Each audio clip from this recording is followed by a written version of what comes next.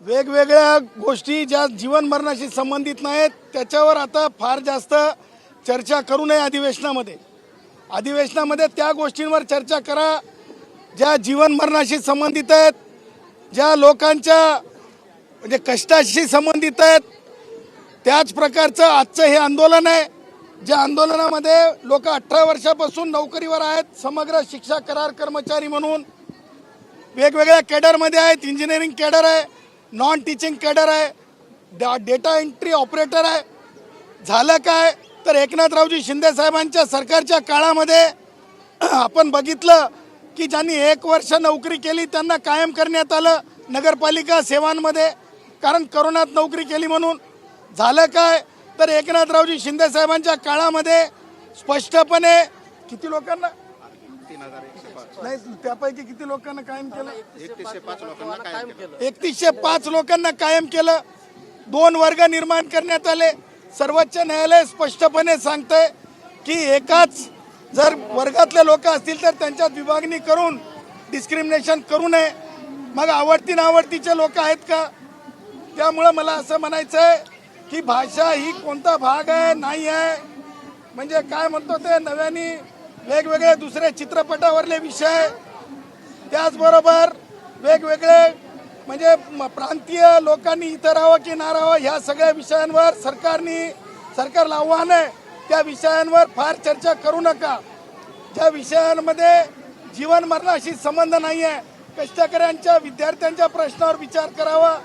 जसं भटक्या विमुक्तांचे विद्यार्थी इथं उपोषणाला बसलेत, त्या विद्यार्थ्यां सगळ्या इतर संस्थांना पैसे मिळालेत, शिष्यवृत्तीच्या बाबतीतले तर भटक्या विमुक्तांना पैसे मिळालेले नाही आहेत। या बाबींवर अधिक चर्चा करावी। कुणीतरी म्हणजे वेगळ्या कारणाने मोठा आहे म्हणून चर्चा करण्याऐवजी सामान्यांसाठीच्या प्रश्नावर चर्चा करावी आणि ह्या कर्मचाऱ्यांना कायम करावं।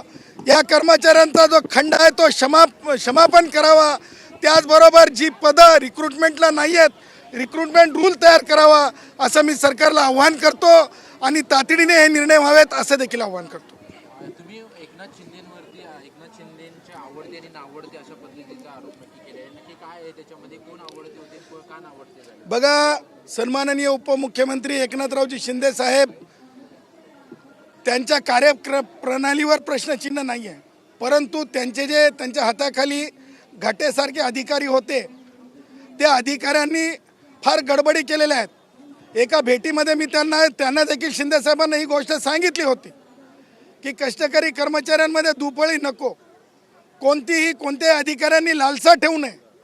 परंतु मला सांगा, एवढ्या मोठ्या संख्येमधल्या कर्मचाऱ्यांपैकी काही कर्मचाऱ्यांनाच त्यांच्या काळातील अधिकाऱ्यांनी कायम करणं आणि बाकीच्या कर्मचाऱ्यांना कायम न करणं हे कुठेतरी दत्तोपंत ठेंगडी भारतीय जनता पक्षाचे नेते आणि त्याच प्रकारे तुम्हाला सांगतो श्रमवीरांचे नेते भारतरत्न डॉक्टर बाबासाहेब आंबेडकर यांच्या विचारांना खीळ बसणार आहे।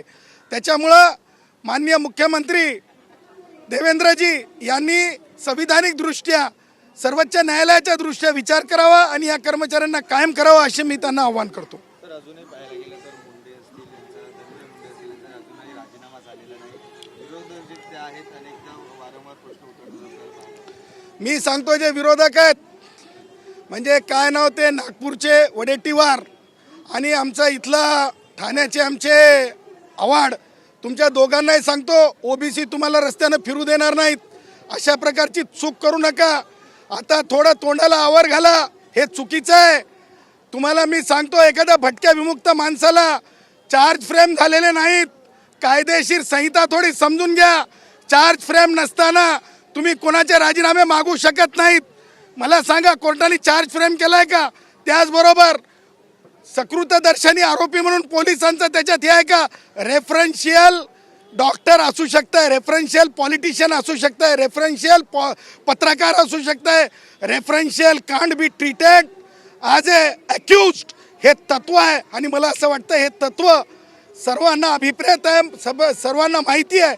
त्यामुळं मला असं वाटतंय की धनंजय मुंडेंचा राजीनामा विरोधकांकडे प्रश्नच नाहीत। विरोधकांना ज्या आहे सामान्य कष्टकरी जे आता जसे कर्मचारी आमचे कायम करा म्हणून बसलेत अशांच्या प्रश्नावर पडलेली नाही आहे। त्यांना केवळ राजकीय मुद्दा पाहिजे आणि राजकीय मुद्दा तो सुद्धा असा की ज्या मुद्द्यावर काहीच केलं जाऊ शकत नाही, ज्या मुद्द्यावर केवळ एका भटक्या विमुक्त समाजाच्या धनंजय मुंडे साहेबांवर, त्याच प्रकारे आमच्या वाल्मिक कराड साहेबांवर अन्याय होईल असंच मांडण्याची मला असं वाटतंय एक म्हणजे एक नाकामयाब हिंमत जे आहेत विरोधक करत आहेत. अधिवेशनाचा पहिला दिवस होता, परंतु या अधिवेशनाच्या पहिल्या दिवशी जितेंद्र आव्हाडांनी हाताला बेड्या घालून विधान भवनामध्ये प्रवेश केला. काय माहीत त्यांना वाटत असेल की त्यांचे काही कर्म असतील ज्याच्यामुळे त्यांना हातकड्या पडू शकतात म्हणून त्यांनी आधीच हातकड्या घालून आले असतील. काय माहित. वाल्मिक कराड यांना जेलमध्ये VIP ट्रीटमेंट मिळते अशी देखील त्यांनी टीका केलेली आहे. मालिश करायला लोक आहेत, जेवण जातं, VC द्वारे देखील ते त्या ठिकाणी असतात. VC द्वारे कर्मचाऱ्यांशी बोलत आहेत, अधिकाऱ्यांची चर्चा करतात, कार्यकर्त्यांशी बोलतात अशी ती टीका केली. हे कोण बोलले? दानवे बोलतात आणि आव्हाड पण बोलतात. दानवे आणि आव्हाड काय तिथं आता म्हणू नये, ब्रीच ऑफ प्रिव्हिलेज समजू नये, ते काय तिथं काय हवालदार आहेत बाबाजी आहेत काय तिथं जेलमध्ये? अरे काहीतरी तारतम्य पाळा. माहिती आहे का जेलचा अर्थ? मला दानवेंना सांगायचं, दानवे आपण काय बोलतो? आपण एका न्यायिक संहितेचा अपमान करत आहोत. दानवे याचं भान ठेवा. तुम्ही एक पब्लिक सर्वंट आहात दानवे. तुम्हाला माहित आहे आरोपी जेलमध्ये असतो तेव्हा तो सरकारच्या कस्टडीत नसतो. दानवे आरोपी सरकारच्या कस्टडीत नसतो, तो ज्युडिशियल कस्टडीमध्ये असतो. त्याच्यामुळे काहीतरी तारतम्य ठेवा. न्यायालयाचा अपमान करत आहेत दानवे. त्याच्यामुळे जर दानवेची ही जर वृत्ती थांबली नाही, आव्हाडांची ही जर वृत्ती थांबली नाही, तर माननीय उच्च न्यायालय छत्रपती संभाजीनगर पीठाने जे निर्देश दिलेत त्याच्यामध्ये पुन्हा एकदा अर्ज दाखल करू आणि या सगळ्यांची जे काही चाललेलं आहे, आता मला म्हणायचं नाही चावटपणा, जे काही बालिशपणा ते उघड करू.